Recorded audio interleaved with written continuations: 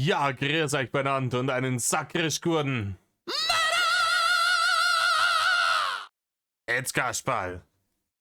So Leute, ich nehme euch das jetzt direkt im Anschluss, mehr oder weniger direkt, ich habe jetzt 2 Stunden Pause gemacht, ans letzte Video auf. Die Details habe ich euch ja am Ende des letzten Videos erspart. Hanebüchene Story, ne? Da hat er ihr wieder erzählt, dass er im Schullandheim war mit 15 und nicht weiß warum. Ich kenne das irgendwie mit 11, aber mag sein. Ne? Und dass er dann da irgendwie den gestinkertsten ähm, Deppen aus der ganzen Klasse gemaust hat, anscheinend in seinem Zelt. Also sich selbst. Und ja, und gerade wild ist Zuganger und Rainer war mal wieder die Offenbarung für alle Leute. Ich habe mir jetzt in der Zwischenzeit auch kurz ein bisschen Zeit genommen, habe ein paar Zeilen geschrieben. Ne? Schaut's in den Kalender, 11. November. Wenn ich das aufgenommen kriegt Zerlierdl dieses Jahr halt zum St. Martinstag. Ich meine natürlich zum St. Winklertag und nicht zu Weihnachten, wie es die letzten Jahre war. Richtig.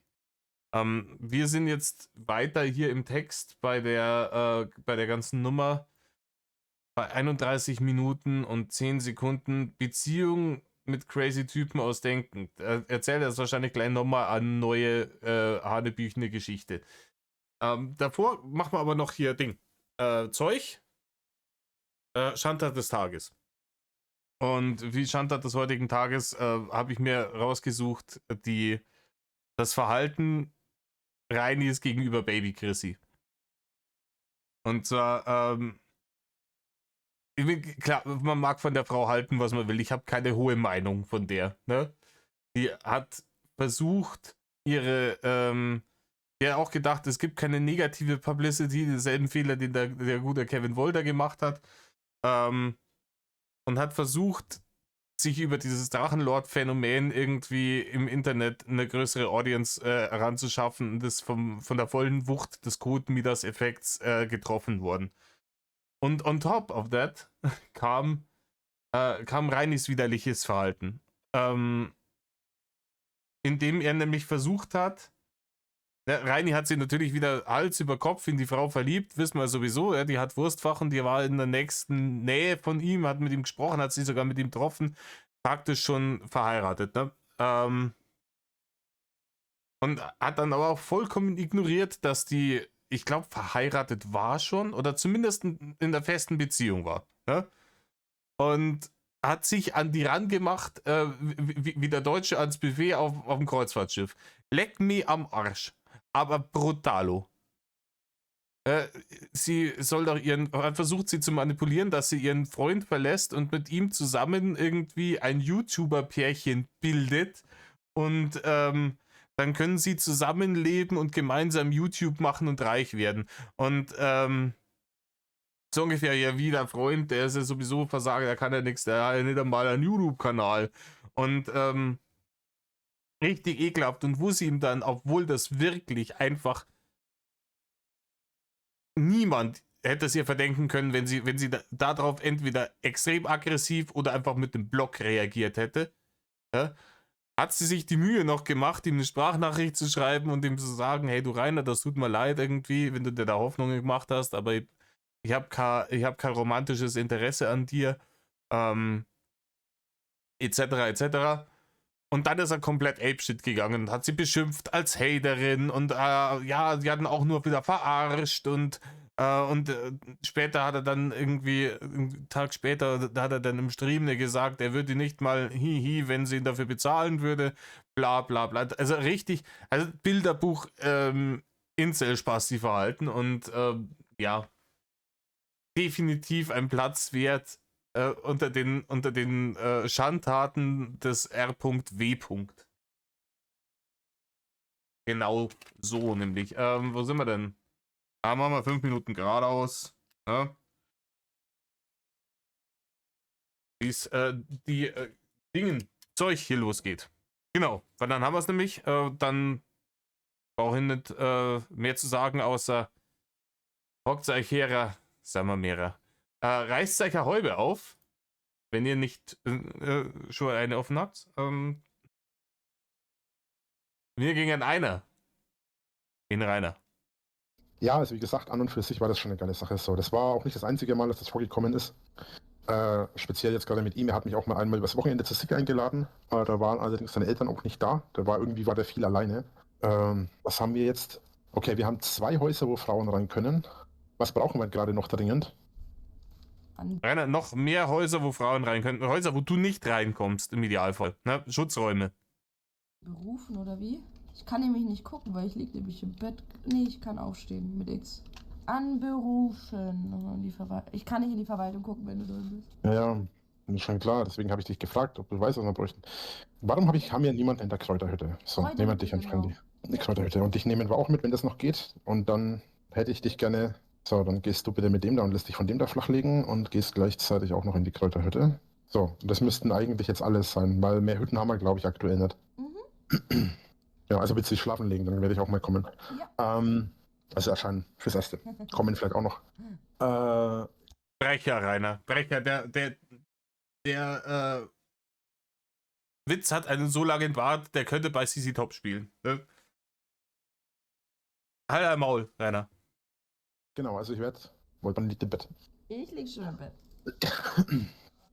Ja, also das Wochenende bei ihm halt verbracht habe, war halt auch ganz cool, weil wir hatten eigentlich war es im Prinzip so, als hätten wir eine eigene Wohnung, weil es war halt niemand da, der Kühlschrank war halbwegs voll, das Baby hat sogar die Augen zu, wenn es schläft. Danach nicht mehr, ne? Die haben wahrscheinlich irgendwie, der Kühlschrank war randvoll und der Bur hat dann den Eltern nicht gesagt, dass der Rainer kommt und dann haben sie sich gewundert. Ne? Ganzen Wocheneinkauf hat man da drin, was ist da los? Ja, klar, ist auch wieder erstunken und erlogen die ganze Nummer, aber. Ja, also nachts. Oh, das ist cool, dass wir das reingemacht haben. Mhm. So, lass mich mal kurz gucken. Wir müssen mal schauen. Ich würde tatsächlich gerne mal langsam die Wände ein bisschen dekorieren. Mhm. Wir haben einfach nicht genug Kohle. Wir müssen dringend mal schauen, dass wir jetzt Geld ran schaffen. Story of your life, Rainer. Barne müssen her. Barne, Barne und wieder Barne. Gibt's in dem Spiel TikTok? Einen virtuellen, doppelvirtuellen In-Game TikTok-Stream. Genau, also es war halt im Prinzip, als hätten wir eine eigene Wohnung. Und die Eltern haben ihm ein bisschen Geld da gelassen. Wie gesagt, die haben ihn zwar vernachlässigt, aber die hatten schon ein bisschen was, so war es nicht. Und haben dann halt im Prinzip die meiste Zeit. Ja, immer so, wie man es gerade selber braucht, gell? Auf der einen Seite waren es entweder arme Schlucker oder Knauser und auf der anderen war dann der Kühlschrank randvoll. Eine Riesenwohnung haben sie gehabt und Barne haben sie am Anno dagelassen. Reichlich gerade dazu. Ja, die haben es schon gehabt. Aber 50 Cent fürs Duschgeld, jetzt hat nicht der Litten. Einwandfrei, Rainer. Das glaube ich dir aufs Wort. Einfach bei ihm verbracht. Waren dann meistens bei ihm zu Hause, haben gezockt und wenn wir gerade lustig waren, haben wir uns halt auch ein bisschen vergnügt miteinander. Und er wurde dann tatsächlich so ein paar Wochen lang oder ein paar Monate lang so auch ein guter Freund. Dann hat sich herausgestellt, dass seine Eltern umziehen. Ja, und er natürlich mit. Ja, und danach habe ich ihn auch tatsächlich nie wieder gesehen. Oh nein. Wir haben Und die haben sich gedacht, wir ziehen weit weg von diesem Winklerburm, der da immer die ganze Zeit bei uns umeinander creept. Ne? Wir hatten noch eine Zeit lang Kontakt. Er hat dann auch erzählt, dass es in seiner neuen Schule besser läuft. Ich habe ihm halt auch ein bisschen gesagt, ne, hier und da ein bisschen auf Hygiene achten und so, ne? Und hier kannst du dich. Ah, der Rainer hat dem Burm ein paar Tipps gegeben, ne? Wie man beliebter wird, ne? Wie man sich so besser eingliedert in diese Schulgesellschaft und alles, ne? Damit er es dann leichter hat in der nächsten Schule. Weil der Rainer, der kennt sich fürchterlich gut damit aus, wie man in solche sozialen Gruppen reinkommt, damit die einen nicht haten. Der ist sehr anpassungsfähig, der Rainer. Du müsst ja wissen. Ein bisschen, dann fällt dir das alles ein bisschen leichter. Ich meine, ich war selber kein Genie darin, aber Es ist ein paar trotzdem sehr Kleinigkeiten. nett von dir, dass du so auf ihn Acht gegeben hast. Ja, ich hatte ja, du musst es bedenken, ich hatte ja auch ein bisschen was davon, ne? Ja. Weil Ist auch geil. Ja, ich hab dem schon geholfen. Aber bloß, weil es Snoo gegeben hat. Ansonsten, ja, aber ganz gewaltig wäre der mir hintenrum vorbeigegangen, ha? habe ungern einen unsauberen Schwanz im Mund oder in anderen Körperöffnungen. Ja. Von daher ist es schon auch ein bisschen eigennützig gewesen. Aber trotzdem ist es auch nett so. Ja, Muss doch schade natürlich. gewesen sein, als er dann weg ist, oder nicht? Naja, du musst bedenken, ich habe ja auch noch meinen anderen Kollegen gehabt zu der Zeit. Ne? Mhm. Ja, vor allem, keine Ahnung, das ist dann der Geheimtipp vom Rainer, oder? Ja, alle Leute sagen dem Burm, hey, du stinkst, du bist ekelhaft. Und der sitzt da, was soll ich nur tun? Und dann kommt der Rainer vorbei, ja, und sagt, hey du, Geheimtipp, duschen. Hat funktioniert. Will der bloß immer keiner sagen. Alter Maul, Rainer. Ganz ehrlich, wir haben damals bei uns im Skilager auch irgendwie so ein Stinker da gehabt, der wollte sich da nicht duschen. Und der hat halt nach 2 Tagen so gottserbärmlich gestunken, dass wir halt nachgeholfen haben. Ja. Also ich war ja nicht ganz ohne, ich war ja nicht ganz ohne jemanden, mit dem ich mich treffen konnte und mit dem ich mich amüsieren konnte. Okay. Das war dann erst, als ich dann 16 wurde. Okay. Ah ja, aber Schullandheim ist Ja, der Rainer, der hat überall was laufen gehabt. Ne? Ganz Emskirchen, in jedem zweiten Haus hat irgendein Dude gewohnt, mit dem der Rainer was gehabt hat. Ne? Und die Eltern von denen leid erst. Oh, fürcht Orgien, Löwen, das ganze Programm. Ein richtiger Zirkus war das. generell irgendwie komisch. Irgendwie schon, da passiert immer irgendwas. So, mir ist ja auch schon so ein paar Sachen passiert und Freunden halt auch. Das ist jedes Mal so. Ja, das Geile ist halt das Schullandheim, wenn du in das Schullandheim kommst, in dem du niemanden kennst, das ist halt auch witzig, weil, also ich bin ja konfirmiert, ich bin evangelisch so, und als ich konfirmiert wurde, gab es das sogenannte Confy Castle, das war so ein Schloss, so, und da habe ich halt auch mit jemandem mir ein Zimmer geteilt, den ich eigentlich kaum bis gar nicht kannte. Die arme Sau, die tut mir bis heute leid. Alter, stellt's euch vor, ihr geht's auf irgendeine Jugendfahrt. Egal, ob jetzt hier Confy Castle oder hast du nicht gesehen, was weiß ich was. Du gehst auf irgendeine Jugendfahrt und du musst dir da irgendwie dein Zimmer oder dein Zelt irgendwie nur ein paar andere Leute teilen. Und da ist er da drin. Ja, keine Ahnung, du kommst da rein, du siehst ihn da hocken, dann spielt sie doch im Kopf schon dieser Zonk-Sound ab, oder? Kennt ihr den noch, den Zonk? Geh aufs Ganze mit... der hieß Jörg Träger, oder? Hieß der?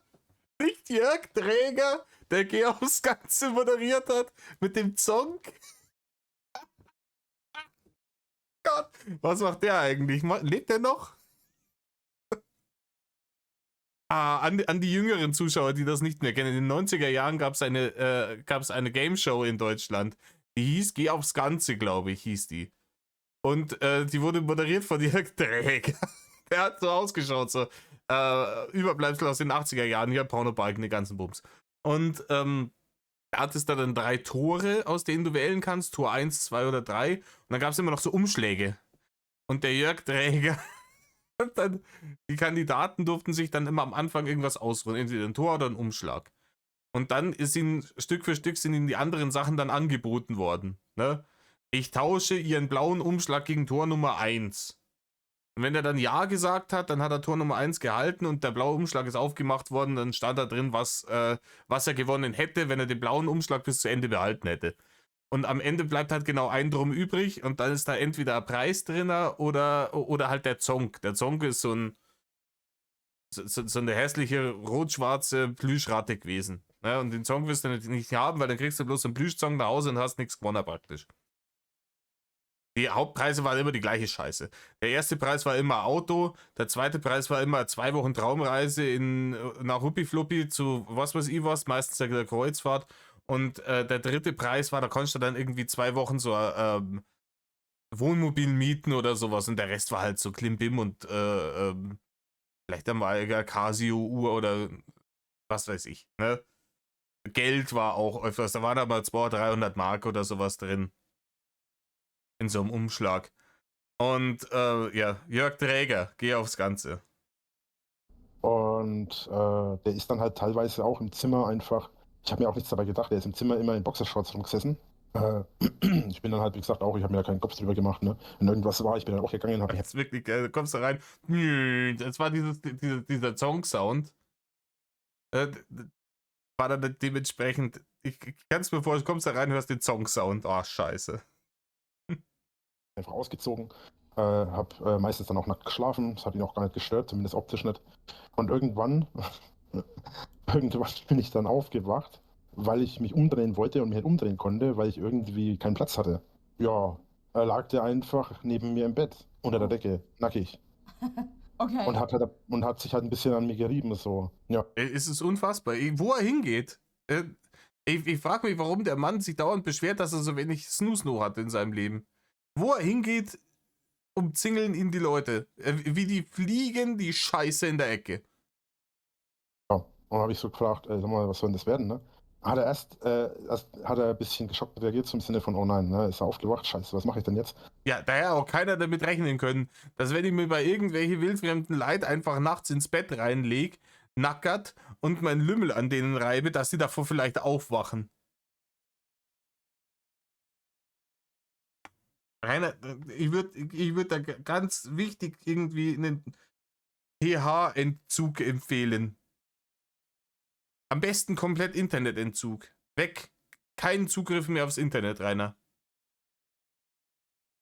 In keinster Weise Zugriff aufs Internet. Da können wir in Zobis können wir eine Videothek einrichten. Da darfst du dann einmal im Monat eine VHS-Kassette aus der Erwachsenenabteilung ausleihen. Einfach aufs Minimum beschränken den Zugang. Und da gibt es dann auch nur so harmlose Nummern. So und so im Sinne von, ach ja, ich tue einfach so, als würde ich weiter schlafen. Hat er dann auch so ein bisschen versucht zu schnarchen, habe ich mir gedacht, ja gut, ne, dir zeige ich's. Habe mich dann kurzerhand umgedreht, habe nach seinem Schwanz gegriffen, der steinhart war, woraufhin er dann zusammengezuckt ist und gesagt hat, ey, was soll das, ne? Was mache ich da, ne? Bin ich schwul oder was? Hab ich gesagt, Junge, wir sind beide nackt, du liegst in meinem Bett, nicht in deinem, und willst mir erzählen, dass ich Okay. Das wäre sowas, was Rainer tatsächlich versuchen würde. Dann einfach sich umdrehen und so tun, als würde er schlafen. Im Bett vom anderen. Nackt mit am Rohr. Das ist glaubwürdig, Rainer. Das ist richtig glaubwürdig. schwul bin, nachdem dein Schwanz steinhart ist. Also ja, nee und doch und weiß nicht und keine Ahnung, er hat sich wohl ins falsche Bett. Hab ich gesagt, Junge, Die wären, ganz ehrlich, äh, Rainer bekehrt Heten zum Bi-Sein. Das ist die Nummer, was er uns jetzt hier erzählt. Egal wo er ist, ob hier auf der Konfi-Freizeit oder im Schullandheim oder auf der Arbeit, auf dem Festival, was er jetzt nicht alles erzählt. Die Frau, hier das Bärchen, ist eine richtige Muße für ihn. Die Ideen sprudeln gerade so unten aus dem kreisligen, schiefen Ogermaul. Was er nicht alles erlebt hat, der junge Rainer. Die Abenteuer des jungen Indiana Jones, ja. wenn du ficken willst, dann sag's einfach, ja, dann können wir gerne darüber reden, aber du brauchst mir jetzt nicht irgendwie einen Schwachsinn vorerzählen von wegen, ja, nee, war das falsche Bett und war ein Versehen und keine Ahnung. Ich finde es jetzt nicht in Ordnung, dass du das einfach so gemacht hast, aber ich finde es trotzdem geil, weil, ich bin Ja, das ist auch wieder. Das ist übergriffig, aber ist dann trotzdem wieder geil. Ne? Das Schema zieht sich durch die kompletten Leaks. auch ein Mann, ich will auch ficken und so, ne, ich kann das nachvollziehen, dass du einen hatten hast. So, wie gesagt, ich war schlagfertig und ich bin auch nicht jemand, der sich daran halt so Aber der Rainer hat wieder keine Lade nicht gekriegt. einfach ins Boxhorn jagen lässt. Und das hat er halt dann schnell gemerkt, so. Ja, und dann hat er so noch ein bisschen rumgedruckst und alles. Und dann habe ich gesagt, Junge, willst du oder willst du nicht? Und dann hat er so gesagt, ja, doch schon, ne? Und dann habe ich gesagt, ja, was siehst du, war doch jetzt nicht so schwer, ne? Ja, und dann habe ich halt angefangen, ihn zu bewegen, habe ihn angefangen an zu wichsen. Er ist Ja, bla bla bla bla bla. Die Details erspare ich mir wieder. Ne? Ich gehe dann wieder auf das nächste, was hier passiert. Wo sind wir jetzt? Bei 37. Ja, hier. Ihr Freundeslord, das ist doch schön. Ich gehe mal wieder auf doppelte Geschwindigkeit und höre mir das irgendwie so wenig wie möglich, so viel wie nötig an und gehe dann da wieder rein, weil kein Mensch will die Scheiße hier hören. Ja, was soll ich sagen? Ne? Die übliche Geschichte. Ne? Am Anfang hat er sich geziert, dieses, jenes, bla bla bla. Dies, das, Ananas und dann kurzerhand, letzten Endes ist er hergegangen, bla bla bla bla bla. Ne? Und dann fanden sie es alle ganz toll und Reini hat dann aber noch kurz irgendwie die Regel klar gemacht, ne? Weil hier, wie du mir, so ich dir, weil das lässt er nicht zu. Aber dann hat er genau noch mal erklärt, was er da, wie er das gemacht hat. Alles ganz super. Der Rainer ist ein Routinier, dem macht so schnell keiner was vor. Ja. Der, der Blackbeard unter den Popo-Piraten. Und ja, dann hat er noch ein bisschen übers Gaming geblubbert und jetzt steigen wir bei Freundeslord ein. Ich hoffe, dass da was irgendwie halbwegs Anständiges kommt. Schauen wir mal. Was habe ich denn damit? Weg damit. Bronzearmschienen. Warum habe ich Bronzearmschienen und Winterarmschienen? Weg damit. Brauche ich beides nicht. So. Keiner, weil du ein Loot-Goblin bist, ne? Wir kennen die Leute. Ne? Die immer alles aufsaugen an Loot. Scheißegal, ob sie es brauchen oder nicht. Das ist im Spiel so, das Real-Life-Äquivalent dazu, Rainer, war deine Amazon-Battle-Liste, auf die du vollkommen hanebüchenden Bullshit draufgepackt hast. Federn, bunte Plastikfedern hast du da draufgesetzt. Die du in die Haare stecken konntest, weil es kein Mensch mehr sein wolltest. Und ich habe wieder 1600. Sehr gut. So, entschuldige, aber ich bin gerade in meinem Kopf gewesen. Ich denke halt auch die ganze Zeit drüber nach, weil jetzt hast du mich halt auch voll getriggert. Jetzt denke ich halt voll in meinem Kopf auch über meine Vergangenheit nach. Ja, du erdenkst dir hier gerade eine Vergangenheit. Aber wir alle wissen, du hast keine Erfahrungen gemacht in deinem ganzen Scheißleben, weil du schon immer grundasozial warst.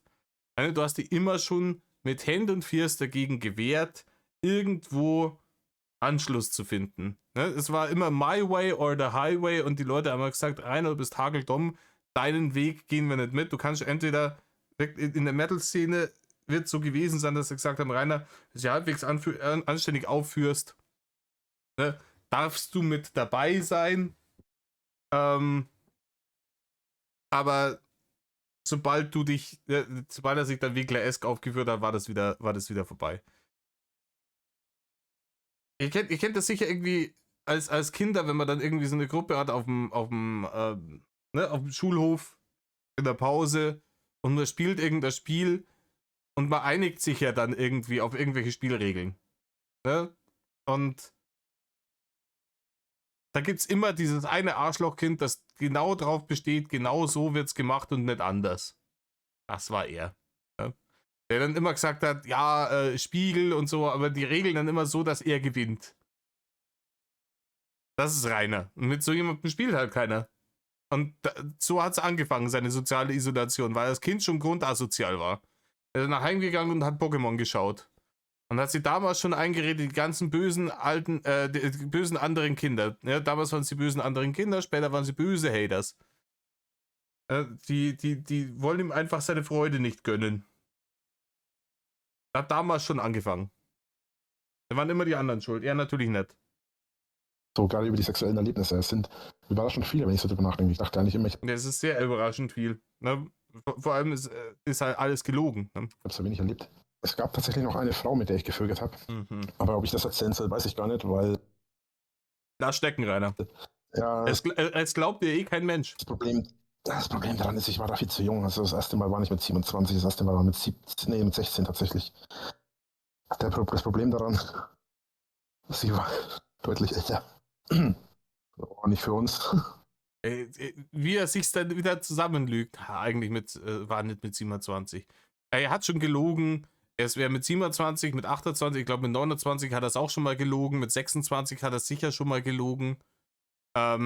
Jetzt war es dann doch nicht mit 27, sondern mit 17. Er meint natürlich mit 16. Und sie war halt deutlich älter. Die Zahl wollte er jetzt nicht sagen, weil er die noch nicht fertig gerendert hat. Zweistellige Zahl, deutlich älter. Wird schwierig werden, ne? Die war 55. Ne? Allerdings würde mich wahrscheinlich ein ehemaliger Kumpel dafür abschlachten. Nein.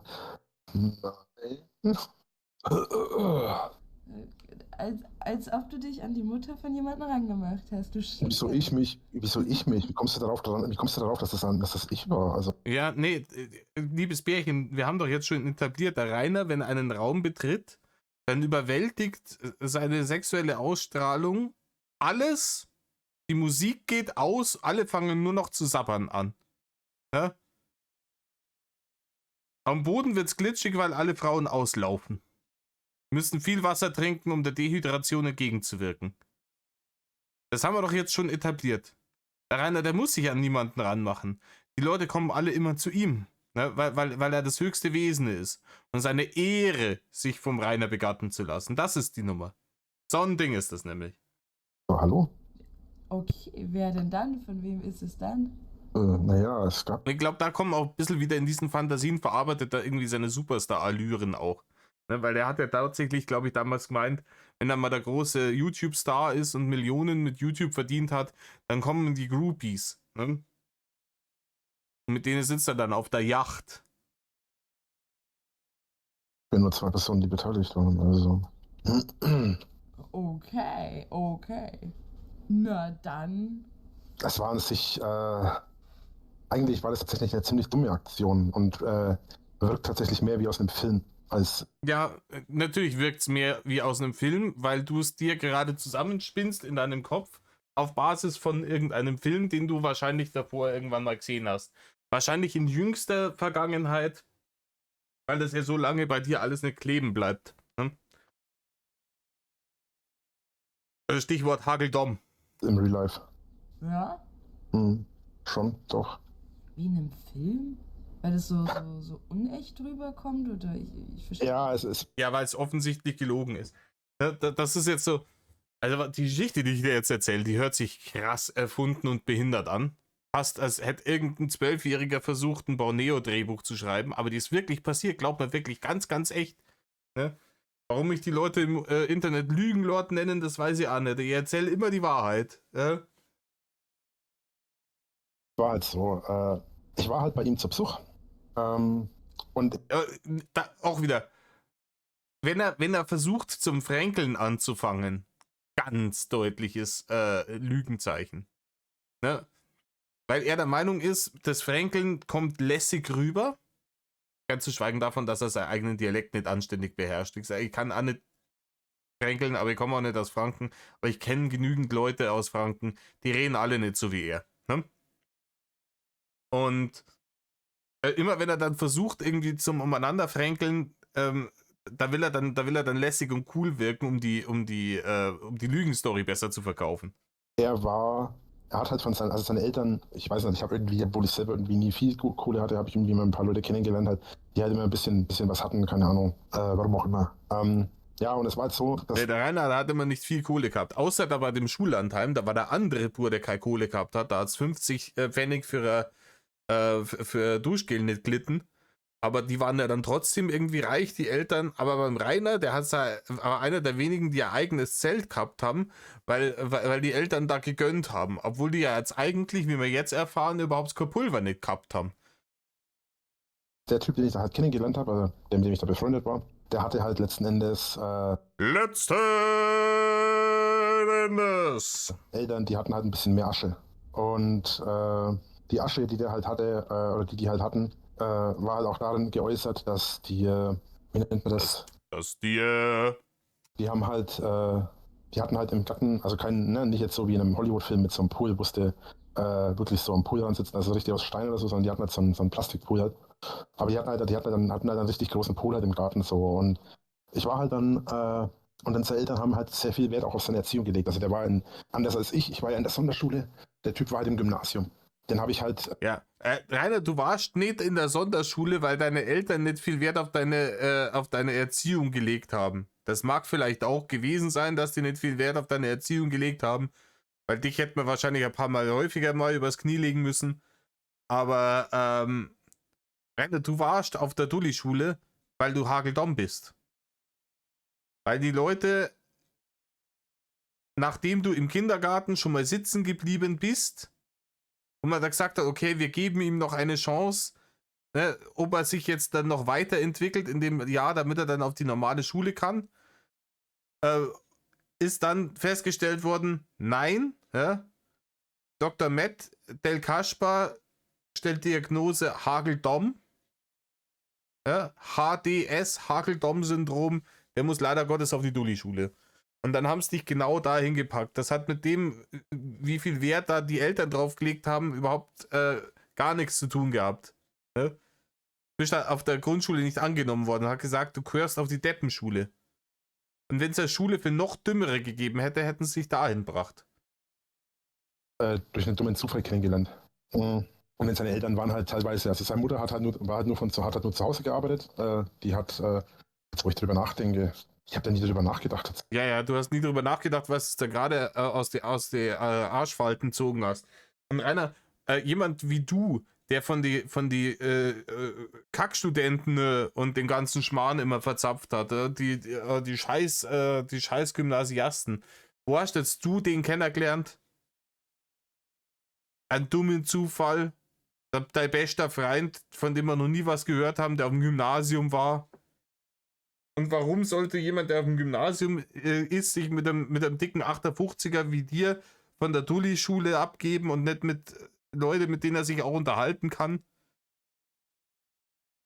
Fragen über Fragen. Ach so, stimmt. Die unüberwindbare sexuelle Anziehungskraft vom Rainer Winkler. Ein ganz besonderer Mensch. Ja, wenn alles nichts hilft, dann wechselt er kurz die Augenfarbe und dann schmelzen alle dahin. Tatsächlich. Vielleicht habe ich meine Ambitionen zum Schreiben auch von ihr. Die hat nämlich, also die war Psychologin, was irgendwie banal ist, wenn man bedenkt, was passiert ist. Aber meistens sind genau das die Verrücktesten. Aber die war Psychologin und die hat halt. Die hat halt, im Übrigen, nee, Psychologen sind meistens nicht die verrücktesten. Ich glaube, das sind die normalsten Leute, die ich bisher kennengelernt habe. Ne? Ich bin gerade wieder in meinem Kopf, sorry. Ja, da kannst du da bleiben, Rainer. Ne? Da kannst du da bleiben.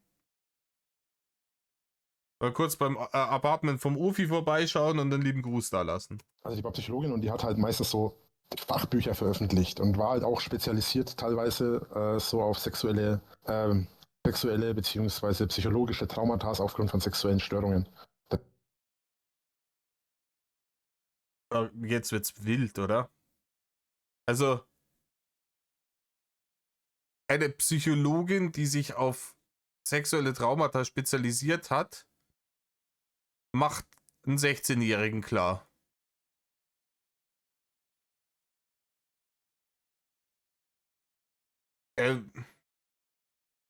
Ja. Das ist die Story, die uns da gerade erzählen will. Macht Sinn, Rainer. Macht Sinn.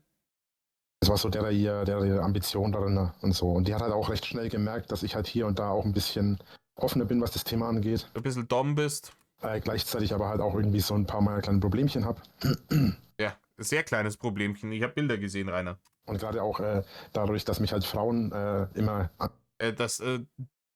Dass Frauen dich abstoßend finden, was das sagen, weil du eigentlich der gestinkerte Asoziale bist, mit dem niemand reden will und den sie im Schullandheim aus dem Zimmer geschmissen haben. Angezogen haben, auch schon damals angezogen haben, die halt deutlich älter waren. So, wo bist du unterwegs? Du bist ziemlich weit weg, okay. Dann machen wir einfach weiter. Genau, hast du schon das Holz? Dann könnten wir eigentlich mal die Schmiede fertig machen. Die Ding fertig machen. Na, das Bärchen hat jetzt noch nicht das Holz. Das hing jetzt so sehr an deinen Lippen, in den glaubwürdigen Geschichten, die du jetzt da verzapft hast. Konnte leider kein Holz nicht fällen. Hat's wieder die Knechtschaft nicht richtig gemacht. Muss dann später nochmal erklären, wie das geht, was er da zu machen hat. Ne? Kannst du Gestapo tun, ne? vom Obersturmbannführer Winkler kannst du wieder aus der Schublade holen. Ich hab's ja schon. Ich hatte auch genug dabei. Ja, grundlegend ist es ja nie verkehrt. Ich überlege bloß gerade, was ich die ganze Zeit herstellen will, geht immer noch nicht. Okay, schade. Vorher kommt man noch damit. Ach so, siehst du, ich kann eigentlich, wenn ich schon dabei bin, mal eben die letzten Hopfendinger aufpflanzen. So, auf jeden Fall ist ja das so gewesen, dass ich halt bei ihm übernachtet habe. So, und seine Eltern, jetzt muss ich mal von vorne anfangen, weil sonst kommen wir hier komplett durcheinander. Ja, du kommst ansonsten komplett durcheinander, weil du es nicht hinkriegst, so eine Lügengeschichte anzufangen und bis zum Ende konstant durchzuziehen und am Anfang noch zu wissen, was du am Ende noch zu wissen, was du am Anfang zusammengelogen hast. Ja? Also, seine Eltern haben viel Kohle gehabt, um es jetzt einfach mal unverblümt zu sagen. Und hatten halt auch aufgrund ihres, sag ich mal, also die waren freundlich und anständige Menschen, aber die hatten halt einen gewissen gesellschaftlichen Stand. Und aufgrund dieses gesellschaftlichen Standes, bitte sag mir jetzt nicht, dass ich das verkackt habe und jetzt einen zu wenig habe. Das ist Romeo und Romeo, oder? Dann raste ich aus. Romeo und Reinio und Julian. Sie konnten nicht zusammen sein, es haben sie Welten getrennt. Er, Bildungsbürger aus noblem Hause. Reini, Bauernfünfer, 58er. nach Kurmist stinkt. Verdeitscht nicht kann. Okay, es funktioniert. Okay, und aufgrund dieses gesellschaftlichen Standes, den die hatten, war es halt so, dass die ihm halt gewisse Aufgaben gegeben haben. Also sprich, er musste zum Beispiel verschiedene Instrumente lernen, er musste Beispiele, verschiedene Instrumente. er musste verschiedene Kurse machen und so weiter. Und da lief es halt darauf hinaus, dass wenn er sich am Wochenende, und das war eben gerade Wochenende. der Fall, dann musste er halt am Wochenende auch lernen gehen und so weiter, hatte dann auch Nachhilfe und alles. Und es lief am Ende darauf hinaus, dass wenn er irgendwas machen wollte mit seinen Freunden, mit mir oder sonst was, er am Wochenende halt trotzdem zu seinen Kursen musste. Dafür durften aber seine Freunde dann tatsächlich auch bei ihm übers Wochenende übernachten. Das war halt so ein Deal mit seinen Eltern. So, ne? Wenn er seine Schulaufgaben nicht vernachlässigt, dann darf er sich mit seinen Freunden ohne Probleme treffen und so weiter. Dann machen ihm seine Eltern damit deswegen keine Szene. Ja, das ist ein normaler Deal, aber du hast auch wieder vollkommen verkehrte Vorstellungen davon, wie das abläuft, wenn Leute auf dem Gummi sind. Es sei denn, das sind so richtig kranke Helikoptereltern, aber dann lassen die da auch niemanden übernachten und schon lange nicht so ein 58er wie dich. Ne? Ganz ehrlich, die lassen den lieber irgendeinen räudigen Köter, der immer auf der Straße nachgelaufen ist. Lieber nehmen sie den, als dass sie jemanden wie dich in ihr Haus lassen. Das kann ich dir versprechen. Blöd ausgedrückt. So, und deswegen ist das so, dass er an dem Tag, an dem ich da war, ist es dann so gewesen, dass er eben auch gerade speziell da beim, Mann, ey, ist das nervig. Das scheiß Sortieren hier immer. Gerade an dem Tag, wo ich halt bei ihm war es halt das so, dass er halt schon morgens um 9 aufgestanden ist, wo ich noch bis 10 geschlafen habe und dann halt zu seiner Nachhilfe gehen musste. Sein Vater war an dem Wochenende... Das ist ganz normal. Ne, das ist ganz normal. Dann geht er zur Nachhilfe um 9 in der Früh und anstatt, dass die dann sagen, ja, hier, Rainer, wir bringen jetzt unseren Burm zur Nachhilfe, schön, dass du für die Pyjama-Party da warst. Wir laden dich auf dem Weg hin oder zurück von der Nachhilfe bei deinen Eltern ab. Und nee, der Rainer bleibt dann da liegen. Und die Mutter, die macht sich dann an den Rainer dran. Ne? Die Psychologin für sexuelle Traumata. Das kannst du dir nicht ausdenken. Das kannst du dir nicht. Was willst du eigentlich? Auf Geschäftsreise, das heißt, die Mutter war alleine zu Hause mit mir. War soweit nicht ungewöhnlich. Also ich war schon ein paar Mal bei ihm zu Besuch, ich kannte das ja. Er würde so gegen 14, 16 Uhr nach Hause kommen. Und du hockst dann da? Du hockst dann da von was? Von 9 in der Früh bis 14, 16 Uhr sitzt du dann da und wartest auf ihn. Bei deinem Kumpel. Wie lange ist denn der in der Nachhilfe? Also, ich weiß nicht, die Nachhilfen, die ich gehabt habe, die haben fast eine Stunde, vielleicht einmal 1,5 Stunden dauert. Wenn es wirklich pressiert hat, irgendwie, wenn er auf irgendwelche Prüfungen zugange ist. Also, ich bin dann nicht von 9 in der Früh bis um 4 am Nachmittag. 7 Stunden in der Nachhilfe, brennt dir der Hut. Und währenddessen hocken meine Spätzeln daheim. Willst du mich verarschen? Komm. Konnte mich in dem Haus ja frei bewegen, so. Ne? Also, die haben Ja, das ist ja großartig. Die haben ihn dann nicht eingesperrt dann. So, gut, wir bringen dich jetzt in die Nachhilfe und den dicken Dirnspross, den sperren wir dabei in den Keller, da kann er keinen Schaden nicht anrichten. Und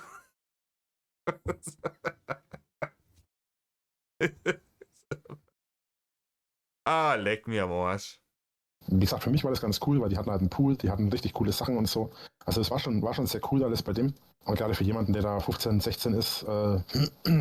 Ja, lass mich raten. Er ist dann nackt in den Pool, weil er sich nichts dabei gedacht hat, weil das für ihn ja ganz normal ist. Oder er ist rausgegangen, wollte in den Pool und die Mutter war da schon drinnen, mit den Glocken draußen. 100%, irgend so eine Scheiße verzapft er mir jetzt. Es ist halt auch eine ziemlich coole Angelegenheit, dass er dann da einfach alleine ein bisschen rumstellen kann. Und ich bin dann halt um 10 oder was aufgestanden und dann bin ich halt... Aufgestanden, er ist alleine, aber Rainer, du bist gar nicht alleine. Es ist wie bei Alien Isolation, der Predator ist im Haus irgendwo unterwegs und mussten ausweichen. Die Mutter läuft in der Gegend umeinander und wenn sie dich erwischt, dann wirst du vernascht. Dein Maul, Rainer. Gegangen, da war dann seine Mutter schon im Bademantel gesessen, was jetzt auch nicht so ungewöhnlich war, weil es war Hochsommer, war scheiß heiß. Und die hatten halt auch einen Pool, also war ich davon ausgegangen, die war halt irgendwie im Pool oder so. Oder wollte in den Pool. Und dann bin ich halt dann bin ich halt an der vorbeigegangen und so, hab Guten Morgen gesagt. Sagt, das ist schon Guten Morgen. Und hat halt schon so komisch gegrinst. Und ich habe dann halt gefragt, ob ich mir ein bisschen Müsli nehmen darf und eine Milch. Und so hat sie gesagt, na klar, ich weiß ja, wo es ist, ne? Ich soll mich bedienen. Sie ist aufgestanden und gegangen. Und ich habe dann in Ruhe gefrühstückt, habe dann alles wieder weggeräumt und weil ich immer jemand war, deswegen durfte ich auch ohne Probleme immer bei dem alleine bleiben. Oh, Tages... Will er mir jetzt erklären, weil er immer so ein reinlicher Typ war, der dann sofort das abgespült und wieder aufgeräumt hat und keinen Dreck hinterlassen hat, dann gehe ich. Dann gehe ich. Wechsel?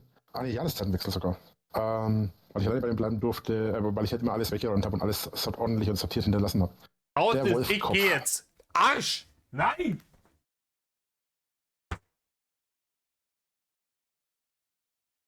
Nein, Rainer, nein!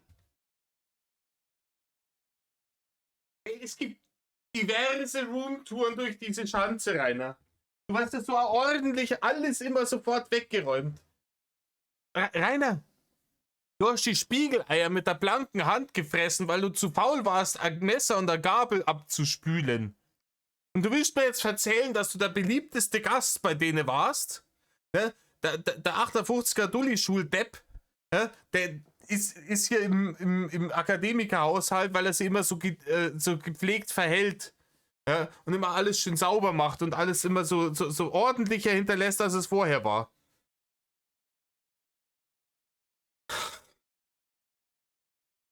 Ey, es ist wirklich an Dreistigkeit nicht mehr zu überbieten. Wir haben die Schanze gesehen bei seinen eigenen Roomtouren. Parabelritter Kevin Wolter, seine Roomtour, die er dann selber noch gemacht hat, wo überall die Müllsäcke, wirklich säckeweise in irgendeinem Zimmer gestanden sind, das er nicht mehr benutzt hat. Einfach nur, weil er zu faul war, das rauszutragen und in die Bulldog-Halle zu stellen, wo es ja auch nicht weg ist. Ne? Wahrscheinlich Müllentsorgung wollte er nicht zahlen, Müllabfuhr wollte er nicht mehr bezahlen. Die haben auch irgendwann gesagt, Herr Winkler, wenn der Müll abgeholt werden soll, dann müssen sie das bezahlen. Und dann hat er gesagt, ich zahle euch überhaupt nichts, Etzadler. Sie haben aber noch Schulden bei uns, ja, dann holen wir halt ihren Müll nicht mehr ab. Und dann ist er in der Bulldog-Halle gelandet. Ja, und wo die dann voll war, dann hat er die, oder wenn er keinen Bock hatte rauszugehen, dann kam es halt in irgendeinen Raum. Oder einfach in die Ecke im selben Raum. Ne? Der Mann, bei dem man in der Roomtour von den Leuten, nachdem er da ausgezogen ist, gesehen hat, der praktisch nur eine schmale Schneise auf der Treppe hatte, wo er hoch und runter gewongelt ist und rechts und links sich schon so die Staubberge wie so Sanddünen aufgeschoben haben. Weil der zu gestinkert war, in 10 Jahren in dieser Scheißschanze auch nur einmal einen Besen oder einen Staubsauger in die Hand zu nehmen. Der will mir jetzt hier erzählen, dass er da immer der beste, der beliebteste Gast war, weil er sich so um alles gekümmert hat und er nie ein Chaos oder einen Dreck hinterlassen. Alter Verwalter. So, mal sehen, was haben wir hier? Sag ihnen, dass ihr keine Zeit für diesen Wolfsmist habt. Was steht denn da? Euer Dorfbewohner Was? Wer? erzählen Geschichten über einen mysteriösen Mann mit dem Kopf eines Wolfes. Ich habe auch verschiedene Erklärungen dafür, absurder als die andere. Nun fragen Sie nach eurer Meinung. Was würdest du da machen? Jo, na dann los. So, alle Dorfbewohner arbeiten 5% effizienter. Hey, das ist mal richtig geil. So, mal sehen. Eine Geburt haben. Ja, alle Dorfbewohner. Ja, außer ihm. Ne? Das ist so wie ganz Gallien ist von den Römern unterworfen. Alle Dorfbewohner in Schauerberg arbeiten 5% fleißiger. Alle Dorfbewohner? Nein! Ein kleiner Hof auf der Hausnummer 8 leistet weiter erbitterten Widerstand. Bekommen. Wir haben eine in Erwartung und wir haben noch 2 Tiergeburten von Ginsen. Okay, das sieht doch gut aus. So, was ist mit unserem Zwerg hier? Jo, der pennt. Vor allem das ist total die krasse Grafik. Schau dir das mal genau an. Voll High-End-Grafik, krass. War richtig krass, richtig geil, Rainer. Ich bezweifle es, aber hey. So, ich gehe mal los. Also, wo war ich jetzt stehen geblieben? Genau, sie war gegangen und ich habe gefrühstückt. So. Hab dann alles weggeräumt, sortiert und ordentlich gemacht. Wenn ich immer mache übrigens, dann meistens, weil ich einen Schluck trinke. So. Wir haben eine neue Jahreszeit. Ich würde erstmal losgehen und Boah, Rainer, die Rendermühlen anschmeißen. Du stockst schon wieder. Oh, stehen geblieben. Ah ja, genau, gefrühstückt, aufgeräumt habe ich. Ja, das Computerspiel, was machen wir jetzt da? Halt dein Maul. Ärzte besorgen. Dann können wir nämlich gleich mal ordentlich Werkzeuge herstellen, weil dann sind wir schon mal das Problem los. Und du kannst Der Barne müssen wieder her. in der Zwischenzeit schon mal ordentlich Holz fällen, weil ich sehe gerade, es sind neue Bäume nachgewachsen hier. Da fällt mir noch was ein. Habe ich das schon eingestellt? Ich habe das eingestellt, oder? Bei den Schafen, dass der auch Wolle herstellt ordentlich. GLaDOS, keine Tiere. Wieso keine Tiere? Willst du mich verarschen? Hä, doch, natürlich. Es sind doch sogar zwei hier. Wollt ihr mich verarschen oder was? Ach, das eine kann man scheren, das andere nicht. Ach, das muss man auch nochmal. Würdest du das eine Schaf mal scheren? Wir müssten eine Schere eigentlich in der Kiste haben. Muss da brauche ich nicht extra zurückrennen. Wo die Schafe sind, weißt du ja. Okay. Genau, und ich bin dann ein bisschen durchs Haus gelaufen. Also die hat auch ein gigantisches Haus. Bin dann durch das Haus gelaufen und habe erstmal überlegt, doch, es müsste eigentlich eine da sein. Das Haus, wieder gigantisch. Das muss immer gigantisch sein, alles. Ja. Im Zweifelsfall, schau mal, an der Schmiede müsstest du an dem Amboss müsstest du eigentlich eine Schere herstellen können. Wir müssten eigentlich alles dafür da haben. Und wenn nicht, wenn zum Beispiel Leinengarn oder so fehlt, müsstest du auch einfach Leinengarn herstellen gehen können. Das müsste auch da sein. Genau, also ich bin ein bisschen so durchs Haus gewandert, wusste nicht genau, was ich machen soll. Habe überlegt, ob ich noch ein bisschen was zocke oder so an seiner Konsolen. Ja, heimgehen wäre Ansage gewesen, Rainer. Rainer, you clearly overstayed your welcome there. Klar, es ist alles erfunden, aber wenn wir jetzt einmal annehmen, das wäre nicht erfunden, die Leute waren einfach nur zu höflich, um ihn vor die Tür zu setzen, haben ihm wahrscheinlich ganz viele unterbewusste Messages geschickt, sodass jetzt angebracht wäre, sich endlich zu verpissen. Der Bur ist in der Nachhilfe, der kommt bis zum späten Nachmittag nicht wieder. Ne? Rainer, schleich dich, wir wollen hier nimmer. Aber war auch irgendwie bocklos so. Und ich bin, das sollte man auch dazu sagen, ich bin nur in Boxershort und T-Shirt rumgelaufen in dem Haus. Ja, ich war jung, ne? Und ich habe mir halt damals gedacht, irgendjemand hat das zu mir gesagt, wenn du im Schwimmbad rumläufst, sieht man ja mehr von dir, weil du hast ja bloß eine Badehose an.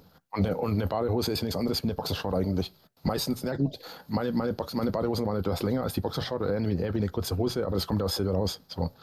Weil jetzt halt mal minimal mehr Bein siehst, ist das ja noch nicht deswegen direkt, ist ja noch nicht direkt nackt. So. Und mir war das sowieso an sich nicht unangenehm.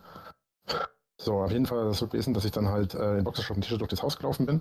Und dann hat sich herausgestellt, ja, das Schlafzimmer von der Mutter, an dem ich vorbeikomme, auf dem Weg zu ihm ins Schlafzimmer, war offen.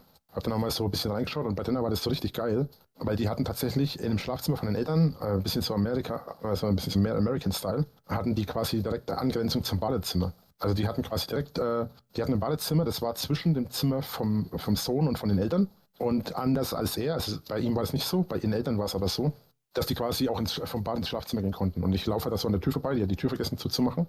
Oder hat sie es auch absichtlich offen gelassen, das halte ich für wahrscheinlicher. Jedenfalls kommen die dann halt so nackt aus dem Bad, tut sich so die Haare trocknen. Natürlich tut sie das, Rainer. Natürlich tut sie das. Und ist halt noch so halb nass, so. Und ich denke mir so, Alter, ne? Wenn ich jetzt irre sehe, ich habe erst gedacht, ich sehe nicht richtig. Rainer, es ist mehr oder weniger, es ist dieselbe Story wie bei dem anderen Kumpel von dir. Mit den Exhibitionisteneltern. Dieselbe Nummer, Rainer. Dann schaut sie mich halt, dann dreht sie sich halt so zu mir um, schaut mich an, schaut an sich runter und sagt so und grinst so verlegen, so, oh nein, oh mein Gott, er hat mich nackt gesehen, so ein bisschen gespielt, übertrieben halt. Und ich sag so, Entschuldigung, tut mir leid. Und ich sag so, nee, alles okay, es ist nichts Schlimmes dran. Habe ich gesagt, naja, schlimm ist da nichts dran. Im Gegenteil, so. Und dann hab ich so dreckig gegrinst, so. Und dann grinst sie so und sagt so, nee, das wird niemals passieren, brauche ich mir gar keine Hoffnung machen. So, okay, ja, ist mir klar, aber trotzdem, schöner Körper, so. Und die, ja, vielen Dank. Ja, genau so ist es passiert. Ja. Der 15-jährige Rainer bei der Allen. Und super schlagfertig. Ja, ist ja alles cool. Dann bin ich halt gegangen, so. Danach ist es dann so gewesen, im Laufe des Tages, also so eine Stunde später, also so um 11 ungefähr, habe ich mir dann gedacht, ja, könnte ich eigentlich eine Abkühlung gebrauchen. Und habe gedacht, ich hole mir ein Eis, so, weil die hatten immer ein Eis zu Hause. Ich dachte, ich hole mir jetzt ein Eis, so. Und habe ich gesagt, okay, gut, hol mir ein Eis. Ja, nur, dass ich dann auch wieder der Mutter über den Weg gelaufen bin und die mich dann halt gefragt hat, ja, was ich vorhabe, ne, ob alles in Ordnung ist. Ich dachte, ja, ich habe nur überlegt, ob ihr nicht darf. Warum du dich nicht endlich verpisst hast, hat sie dich gefragt, ne? mir ein Eis holen würde. Ich sag so, ja, kannst du gerne machen. Ist dir zu warm oder was? Ich gesagt, ja, naja, ist jetzt schon sehr warm, ne? Ich sag, ja, klar, naja, wir können ja auch in den Pool gehen. Dann habe ich gesagt, ja, es tut mir leid, ne? Ich habe leider keine Badeklamotten dabei, weil ich habe nicht damit gerechnet und habe auch nicht daran gedacht, so, weil wofür auch, ne? Und da hat sie gemeint, ja. Nee, rechnet man nicht damit. Ne? Im Hochsommer, wenn es so richtig heiß ist, wenn man seinen besten Kumpel besucht, der einen Pool im Garten hat, ja, dann nimmt man keine Badehose mit. Vollkommen normal. Ich habe einen Kumpel, der, was heißt Kumpel, Kanten, ne, der ein bisschen mehr Diridari hat, ne, und die haben einen Pool, beziehungsweise er hat sich einen Pool bauen lassen und hat dann damals eine Pool-Einweihungsparty gefeiert. Und da bin ich auch mit Badehose hin, ne, weil ich gewusst habe, es ist Pool, ne. Sommerpool, let's go. Es ist ja auch egal. Ich brauche ja keine Klamotten. So, ich so, hä? Ja, aber ich muss ja irgendwas, ne? Ich muss ja Badehose das anziehen zumindest. Und meinte so, nee, brauchst du nicht. Ne? Wir können auch nackt baden gehen. Und ich so, was wir? Habe ich so gedacht, habe aber nicht dazu gesagt. So, naja, wenn sich das nicht stört, dass ich da halt nackt baden gehe, dann kann ich das auch machen. Juckt mich nicht, ne? Hab nicht damit gerechnet, dass die wirklich mitkommt. Warum auch? Ja, und dann bin ich halt kurzerhand ins Bad. Ja, warum auch, Rainer? Warum auch? Ne? Warum sollte man das denn auch glauben? Die Situation wäre ja vollkommen Hanebüchen. Rangegangen. Bin kurzerhand, Quatsch, ins Bad gegangen. Kurzerhand wieder, letzten Endes. Bin halt kurzerhand nach draußen gegangen. Und dann haben die so ein. Kurzerhand und letzten Endes sind jetzt inzwischen schon fast auf demselben Niveau, ne, von der Häufigkeit her. Wir hatten das so ein, ja, Pavillon kann man das nicht nennen. Ja, wohl doch, eigentlich schon. Das war so eine Art Pavillon halt. Also so, war im Prinzip eigentlich nur so, dieses Ding kennst du bestimmt, wo du in den Garten stellst, wo du dann einfach so ein bisschen eine Decke drüber, also so eine Plane drüber ziehst, ne? So diese viereckigen Dinger. Das ist so ein kleiner Pavillon halt. Und so ein Teil hatten die da halt auch stehen, nur ein bisschen robuster und stabiler.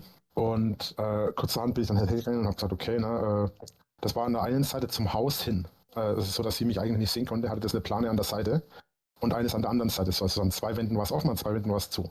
Hab mir gedacht, naja, na, die sieht mich jetzt eh nicht, ne? Und hatte da kein Problem damit offensichtlich. Kann ich mich jetzt schon mal so eine halbe Stunde oder was ins Wasser legen, so. Also ziehe ich mich halt aus, hatte tatsächlich nur ein T-Shirt und ein T-Shirt, eine Boxershort und Hausschuhe hatte ich an. Mich schon vorher halt auch, weil zu warm, war mir zu blöd, mich anzuziehen. Also du bist nur in T-Shirt und Boxershorts rumgezogen, dann hast du dich ausgezogen, danach hattest du nur noch T-Shirt und Boxershorts an, Rainer. Rainer, vielleicht versuch wenigstens ein bisschen Blut oben im Spatzenhirn zu belassen und davon abzuhalten, in die Körpermitte zu sickern, um den totschimmligen Maulwurf zu versuchen wiederzubeleben. Vielleicht ein bisschen Blut im Spatzenhirn belassen, bis die scheiß Lügengeschichte fertig gerendert ist. Ich bin die ganze Zeit in Boxershorts und T-Shirt rumgelaufen. Dann haben wir ausgezogen, dann hatte ich nur noch Boxershorts und T-Shirts an. Hat er mal. Und dann habe ich mich ins Bad, dann habe ich mich halt ins Wasser gesetzt so. Und ich war dann so 10 Minuten oder so im Wasser, dann kam sie und hat, ich weiß gar nicht, ich habe sie erst... Und hat blank gezogen. Dann gleich hier die Glocken ins Gesicht. Batsch, batsch, batsch, batsch, batsch hat's gemacht. Nicht bemerkt, sie kam dann, hat sich dann auch ausgezogen, hatte dann aber auch einen Badeanzug drunter so. Also so nicht Badeanzug, sondern halt ein Bikini halt, ne? Also mit Slip und BH, Badeanzug, BH-Teil, Slip, also ich weiß gar nicht, wie heißt das? Bikini, Rainer, du Dulli. Das heißt Bikini. Heißt sogar Bikini, glaube ich, oder? Die Kombination irgendwie aus Bademantel, also aus Badeanzug, also aus Hose und Slip. Also ja. Aus Hose und Slip, ja. Kombination aus Hose und Slip nennt sich Klamotten, Digga. Beinkleid. Oh, man merkt wirklich, er rendert sich jetzt da in eine Notgeilheit rein, dass er wirklich komplett die Fähigkeit zu sprechen verliert, die Fähigkeit zu atmen, der kann gar nichts mehr. Hier ist nur noch Alarm oben im Kopf. Ist einfach nur noch Tittenalarm, geht durch den Kopf durch. Da geht gar nichts mehr. Der Mini-Prozessor schon hart übertaktet. BH und Slip meine ich, fürs Baden. Auf jeden Fall hat sie halt einen BH angehabt und halt einen Slip als Badeanzugzeug. So, also, ja, keine Ahnung. Und hat sich dann halt zu mir ins Wasser gesetzt. Und ich so, sie, ja, ich brauche mir keinen Kopf machen. Sie weiß ja, dass ich nichts anhab. Macht dir nichts aus so. Also, okay, ne? Hat sie auch noch gemeint, so an sich stört es sich sowieso nicht, weil letzten Endes sollte es auch mich nicht stören. Letzten Endes, ja, das ist auch wieder die Nummer, ne? Hat man ja alles schon mal gesehen, das ist auch wieder so Triebtäter, bla bla. Das ist auch wieder so Triebtäter, bla bla. Das Ganze zu rechtfertigen, dass eine erwachsene Person sich an eine minderjährige Person ranmacht und dann zu sagen, ja, das hat man alles schon mal gesehen. Nacktheit ist ja etwas Normales, aber ich gesagt, so an sich habe ich damit kein Problem. Und dann meinte sie halt so, ja, ihr wäre es jetzt doch unangenehm, so als erwachsene Frau so neben einem Minderjährigen so im Pool zu sitzen und so weiter, aber ich hätte sie ja ohnehin schon nackt gesehen, also würde es ja eigentlich sowieso keine Rolle mehr spielen. Und dann habe ich gesagt, naja. Ja, weiß ich nicht, ob die Logik wirklich lange hält. Naja, dann spielt es ja keine Rolle mehr. Hm? Wenn es tatsächlich irgendwie aus Versehen passiert, dass man irgendwo reinläuft und eine Person da nackt antrifft, die man nicht nackt sehen wollte oder die nicht nackt gesehen wollte, dann sagt man, Entschuldigung, geht raus.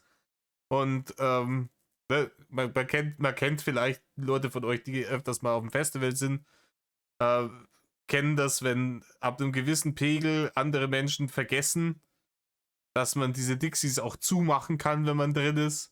Du gehst hin und denkst, ach, grün, wunderbar, machst das Dixie auf und dann sitzt da jemand mit dem Handy in der Hand und schaut dich an. Dann weißt du auch wieder Bescheid, ne? Aber da sagt man dann auch nicht, ja, jetzt wo wir uns schon nackt gesehen haben, oder? Können wir gleich blank ziehen, oder? Lass zur Sache gehen. Zack, zack, zack, zack, zack.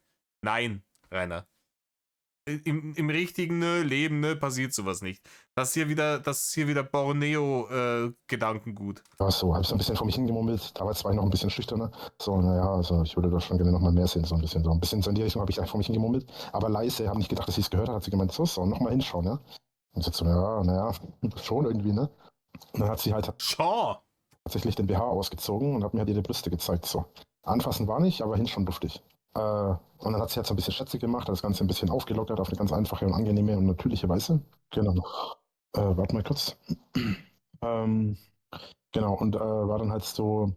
Ja, das ist dann wieder, das sind diese Borneo-Filme, ne, wo es dann so, nee, eigentlich will man nicht, aber kannst du hinschauen, aber anfassen ist nicht. Okay, anfassen ist nicht, aber mehr ist nicht. Okay, ein bisschen mehr. Aber just a tip. Nur bei Rainer ist dann so, wenn dann heißt, ja, okay, scheiß auf just a tip, steck ganz rein. Dann sagt Rainer, wieso ist er schon drin? Dass ich dann. Ich habe den Faden verloren. Ich und meine Abschweifungen immer. Ja, Rainer, es ist eine Tragödie. Achso, genau, sie hat den BH ausgezogen. Das Slip hat sie anbelassen und durfte halt auch Noch. nicht anfassen, aber ich durfte gucken so. Und das hat sie mir auch tatsächlich ordentlich erlaubt. Also ich habe da auch schon sehr viel zugeschaut. Habe halt auch gemerkt, ne, ich habe mal diese Stände. Was mache ich jetzt? Rainer ist gelogen. Und sie hat halt nach einer Zeit gesagt, so, ja, jetzt hast du ein Problem, ne? Habe ich gesagt, so, wie war das in dem einen Lied? Ne, du bist wie ein Sänger auf einem Konzert. Du hast einen Mikroständer. was das Problem? So, versucht das runterzuspielen. So, naja, das Wasser ist hier kein Bad, ne? Also das ist kein Schaum. Ich sehe, was bei dir los ist. Nicht so, ja, naja, also ich kann ja nichts dafür, es ist ja normal so und dann schöne Frau und so vor mich hingemummelt hat. Und sie so, ja. Das ist so realistisch. Ich will schon gerne was mit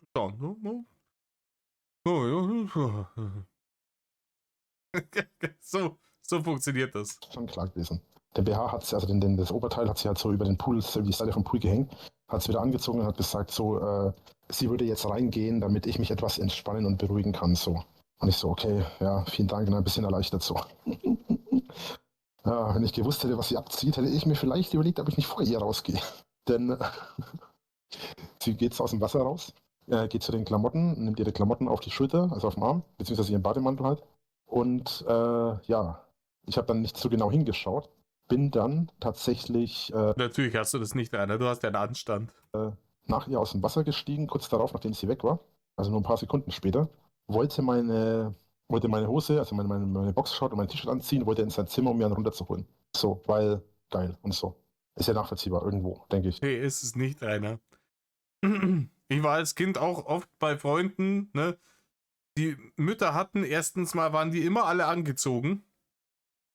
Und zweitens habe ich dann nie irgendwie das vollkommen normale Bedürfnis empfunden, mich da irgendwo zurückzuziehen, um die Schlange zu entgiften. Ne? Das Problem war nur, die hat meine Klamotten mitgenommen.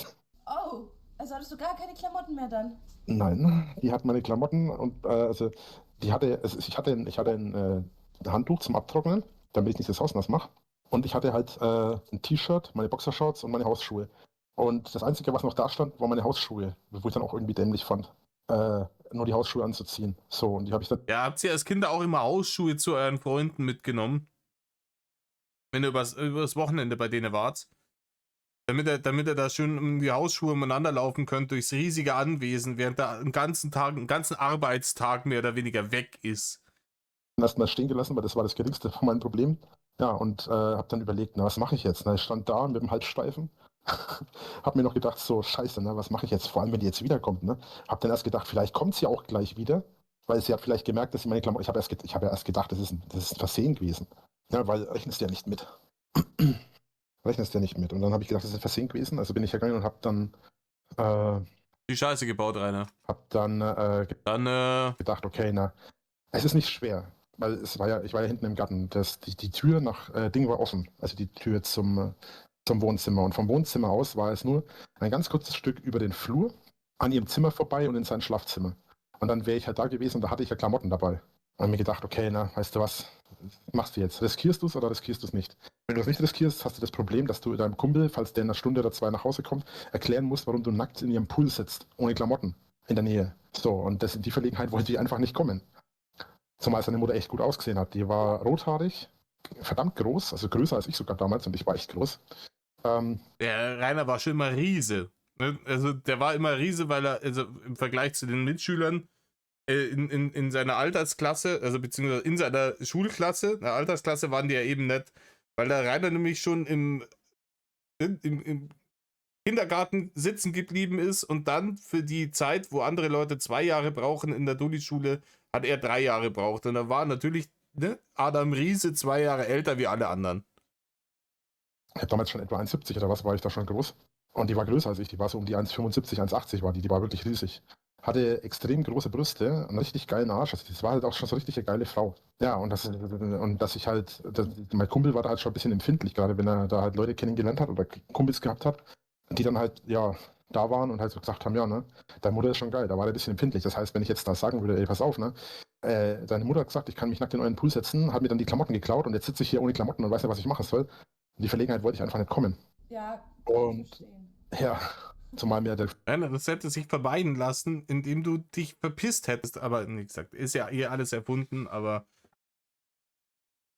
Freund ja auch wichtig war, weil er ein cooler Typ war und so, weil ich mit dem gerne echt rumgehangen habe. Ja, das So, ist- und dann habe ich mir gedacht, okay, ne, ich setze jetzt alles auf eine Karte. Ich husche jetzt schnell über den Garten, was nicht so weit war, es waren nur so, keine Ahnung, 4 Meter. Husche jetzt schnell durch den Garten, husche schnell durchs Wohnzimmer, an ihrem Zimmer vorbei und in mein Zimmer. Zieh mir was an und frage, ob sie versehentlich meine Klamotten mitgenommen hat. So. Naja, kannst dir vorstellen, denke ich, was passiert ist. Ich bin ins. nein, Rainer, ich kann es mir nicht vorstellen, ganz ehrlich. Das ist so Hanebüchen, der Bullshit, den du dir gerade zusammenrenderst. Ich kann mir das nicht mehr vorstellen. Ne? Aber es wird wohl auf Snooze noch herausgelaufen sein.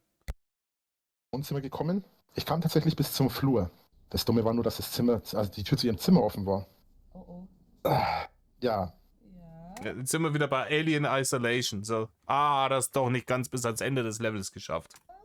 wie gesagt, ne, wirkt sehr wie aus einem Film. Sie saß auf ihrem Bett, breitbeinig, mit den Händen an der Möse, klatschnass und hat letzten Endes, Letzten Endes, ja.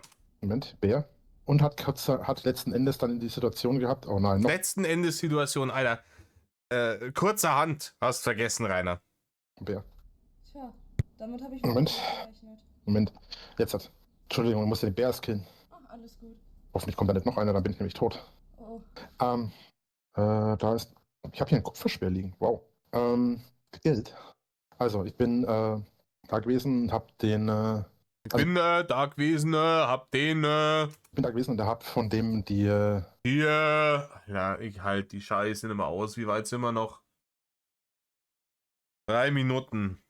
Bin halt an dem Zimmer vorbeigekommen und hab halt das Stöhnen gehört und hab halt dann so ein bisschen um die Ecke gelugt, weil ich halt Angst hatte, dass sie mich halt nackt sieht. Weil wisst ihr, die hat einfach nicht mehr an sich halten können.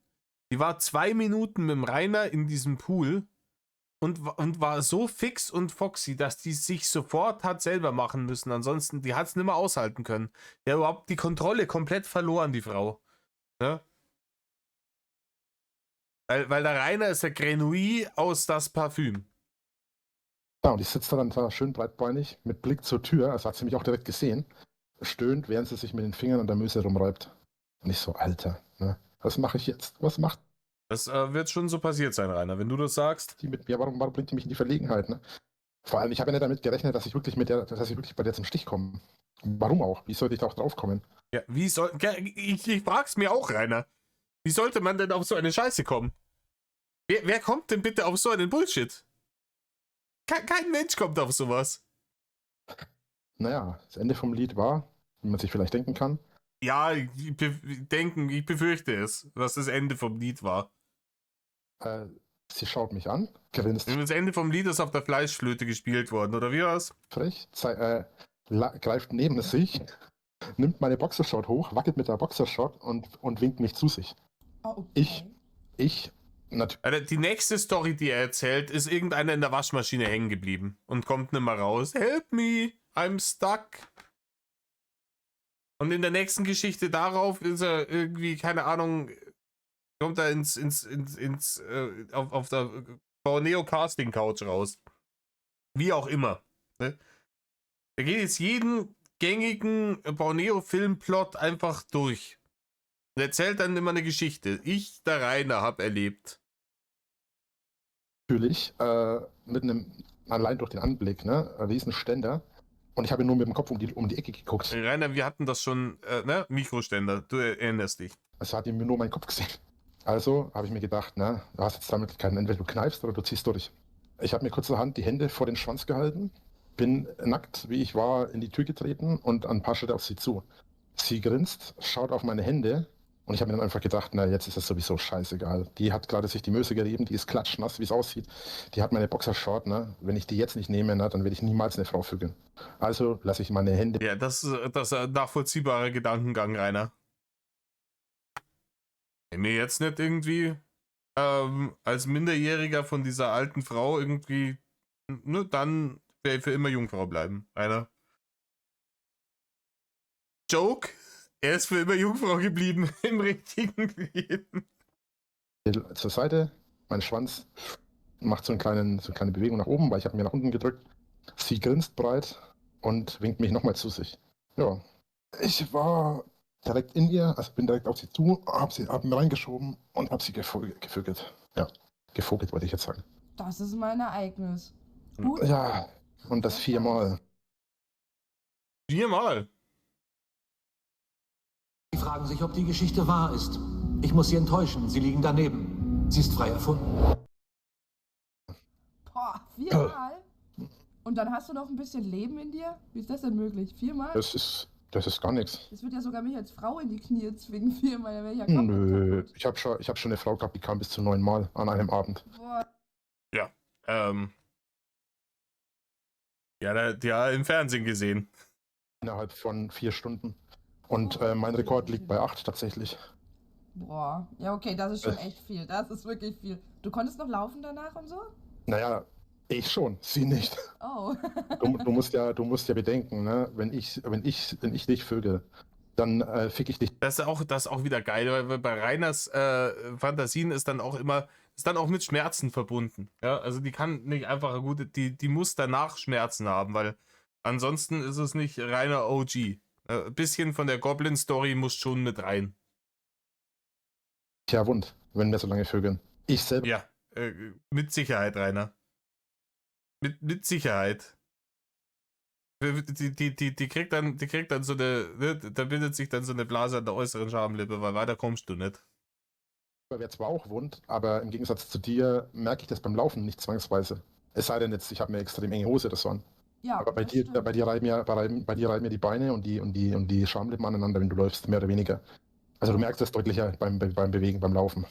Ja, das stimmt. Das kann gut sein. Ja. Das kann wohl sein, Leute. Ja, was haben wir heute gelernt? Ja, also, Rainer umgibt praktisch eine unwiderstehliche Aura der Sexualität. Da kann keiner dran vorbei. Und jeder Mensch, der sich mit ihm in einem Raum befindet, will ihm sofort die Klamotten vom Leib reißen. Also, egal wo er ist. Deswegen kommt der nie zu was. Der kann einfach nirgendwo hingehen, ohne dass permanent alle bimsen wollen. Der arme Mann. Wo sind wir denn? 1:10. Passt. Pflichtstunde auf jeden Fall überschritten. Leute, tut nicht, was Rainer tut, vor allem nicht, wenn er bei Kumpels übernachtet, ne? Egal wie heiß deren Mütter sind. Metal off.